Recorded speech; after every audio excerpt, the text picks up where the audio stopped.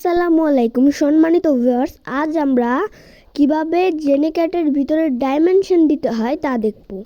সেজন্য আমরা জেনেক্যাটের ভিতরে ডাইমেনশনে যে হলুদ কালারের নিচের অপশনটিতে দেওয়ার পরে আমাদের সামনে এইরকম একটা আসবে। দেখুন, এরকম আসার পরে আমরা এই যে দূরত্ব মিটারে ক্লিক দেব।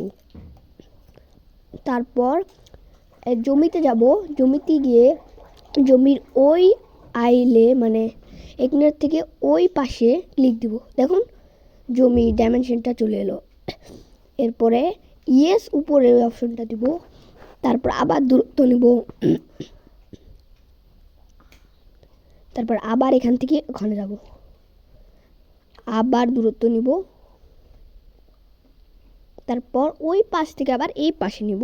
তারপর ওই পাশ থেকে আবার এই পাশে, আবার ওই উপরের অপশনটা দিব আমরা, যেখানে যে একটা এস অপশন দেওয়া আছে ওই উপরে দেখতে পাচ্ছেন।